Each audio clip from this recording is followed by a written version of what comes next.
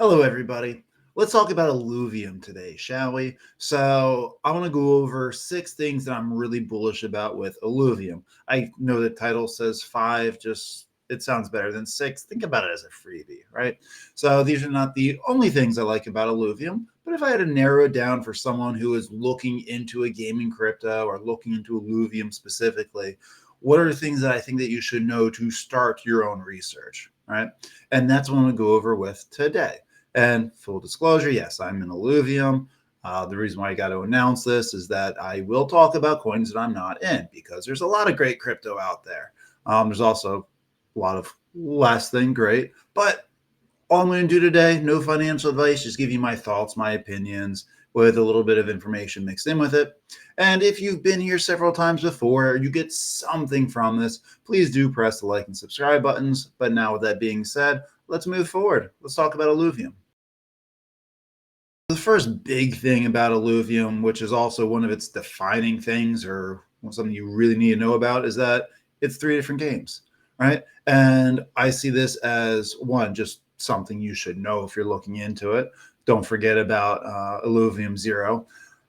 But I realize that this is 3 games then that are relatively popular. They're all 3 incredibly different games, right? We've got the Sim City-like game. You've got the Magic the Gathering meets 3D chess game of Illuvium Arena. And then you have Illuvium World, which is much more of the massive uh, multiplayer Pokemon like experience going through. And so these are 3 different games that a lot of people play, 3 different games that collects a bunch of NFTs, fees. It brings people in and it brings money into Illuvium, right? A lot of crypto aren't actually making money. I know it might actually be shocking if you don't realize it because companies will talk about how much money that they're bringing in, but they'll almost never say net. They'll just talk about how much money's coming in, right? It's because most companies aren't in profit or they're barely in profit, specifically after they take out payroll and all that stuff. But Illuvium, it's moving. It's got 3 different games. They're all 3 pretty good. I mean, I played all of them. Arena, I think, is the most popular one. It's also the one that's, we'll call it fully out. There's tournaments, they advertise. More about that in a few moments. But all 3 are incredibly solid games. And they're getting close to what I think crypto gaming in the future is going to need, which is not knowing it's actually crypto. But that's a whole other conversation for another day. If you're into gaming in general, they're worth checking out. We kind of foreshadowed just, I don't know, 40 seconds ago, give or take, is the way that they're advertising. They do tournaments, right? Illuvium, it's a game. And competitive gaming is certainly not a small thing, right? I mean, coming between Call of Duty, Counter Strike, yeah, you can tell millennial, all about the original Counter Strike. But it's like Smash Brothers, whatever. I know you can name 30 different games, Fortnite, right? It's common to have professional gamers that are having gaming competitions. And Illuvium is right in the mix. They actually have now launched their Pro League 2025 esports. It's a multi-month competition of Illuvium that's going to end at the end of the year in December with a $250,000 tournament finale for it, right? Like, I mean, they're hyping this up. They're having a lot of people come in, and price action definitely changed when this first started happening, and we're at a slightly higher low. And I fully expect that to continue as time goes on. There's Team Liquid. They're the one who is running the whole esports and is not their first rodeo. They've done esport tournaments and everything for several other games, so it's not like it's completely new to it. They're also having their own NFTs for this entire tournament called Illuvatars. Right? Illuviums meet avatars. Splendid, right? And reason why I think this is so good is multiple things, right? One, it's advertising. I've already seen it on Twitter a lot. We're going to hear more and more about it. Illuvium's got some of their partners, but they have a lot of partners that are going to be talking because they'll be getting into the space. And the more the tournament goes on and people are realizing that the rewards are going up, you're going to see, I believe, more people buying into it because there's more talk about it saying, oh, get in now. Not to mention, when you start having tournaments and talking about a game, more people tend to get into the game, right? Like if you've never heard of Illuvium, but you see a real time, just quick come up of the game, a lot of us are just looking for something. I won't call it mindless because those games aren't that, but use something to spend our time into. We like video games. So people jump into it, they collect NFTs, they get games, they earn crypto. They learn that you can buy the crypto. Oh, shit, cool. And we have people that just come in just because of a game, taught them about it. It's worked before, it's going to work again.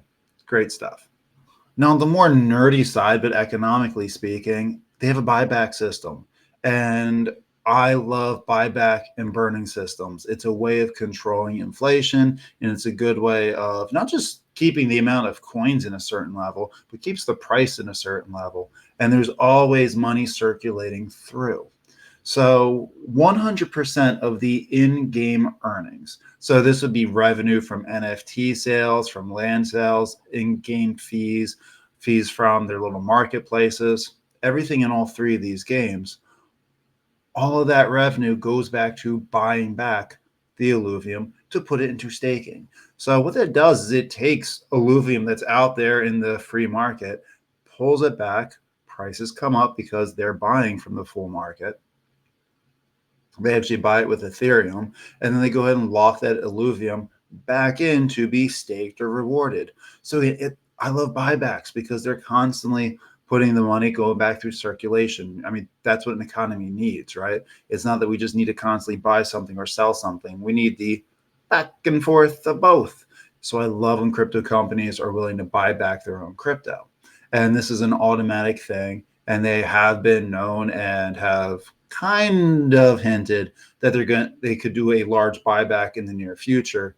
And I also kind of think they will probably in October or November because they want the prices to go up too to build up encouragement of other people coming in, playing the game, and buying their stuff.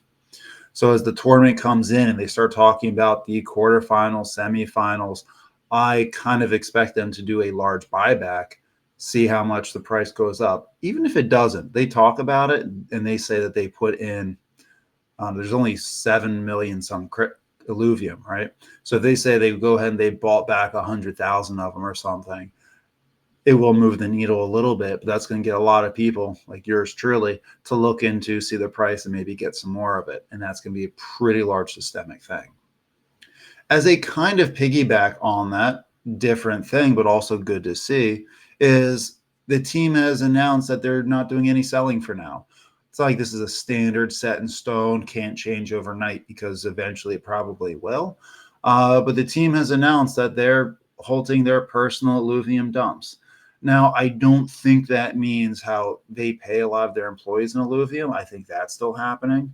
But it's still going to reduce selling pressure because the team said, nope, what we have, we're not going to sell. And again, I don't think that's including what they're getting paid for the projects in Illuvium. I couldn't find anything specific on that, so I have to guess.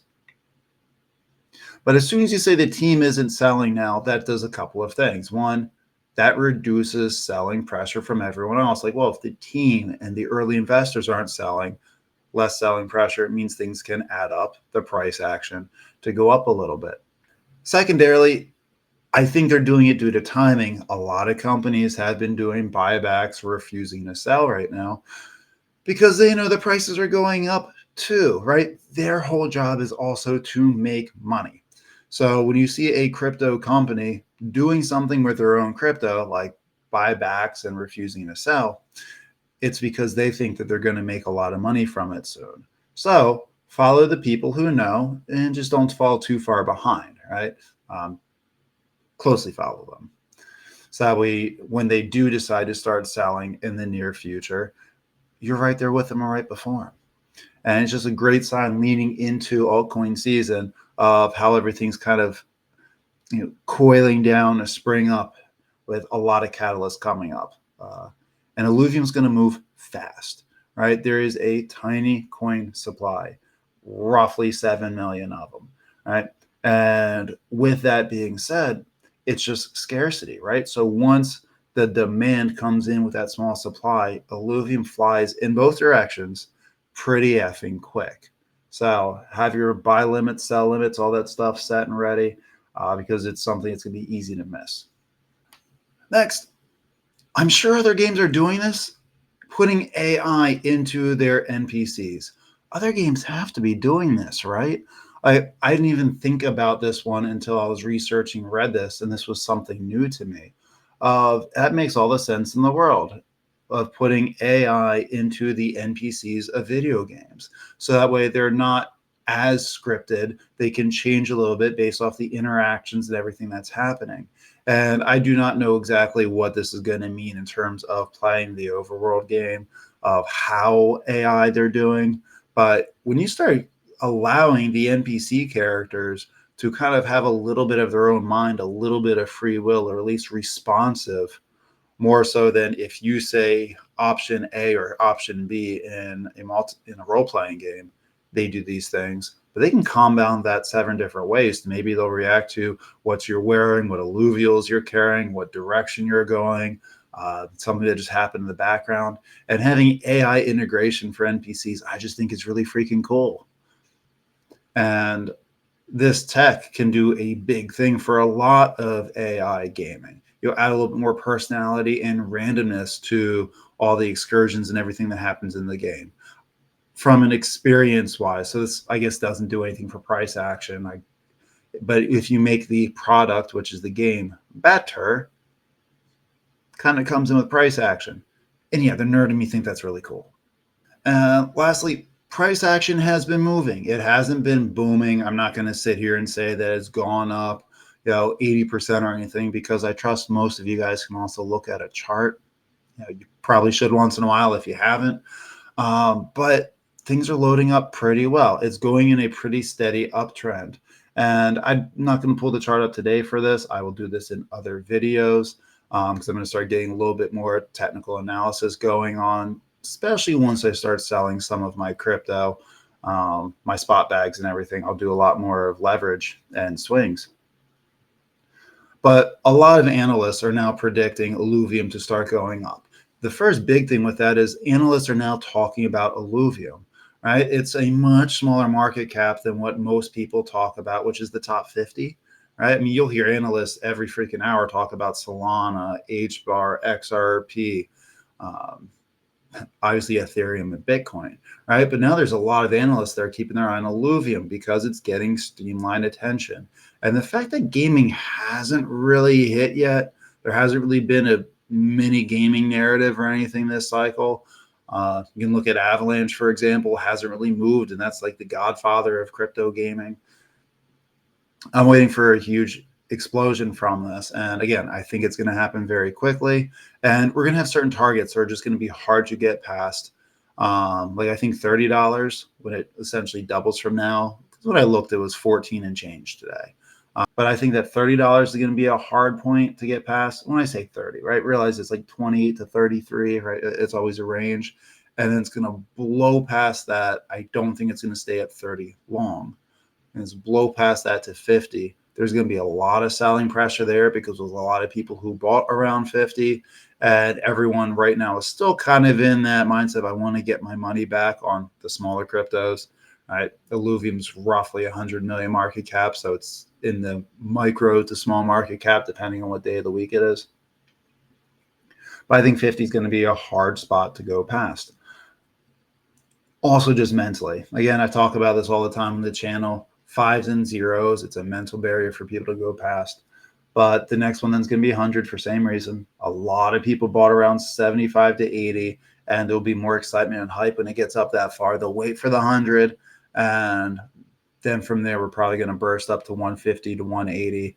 And it's going to be far from price discovery zone at that point. This crypto was worth, what, $2,200 last cycle. I do not think it's going to get back up there, by the way. Do I see it as several hundred? Yes, I do. But Illuvium's going to be fun. It's going to move fast. So with that being said, guys, what are you excited about with Illuvium? Do you want to hear me talk more about Illuvium? And if so, tell me what, right? Like, I mean, I'm going to talk about it more anyway.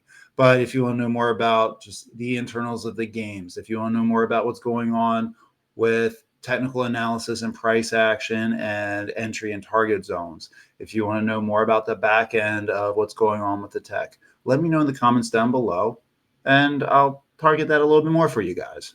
Hope all's going well. I'll talk to you guys again soon. Peace.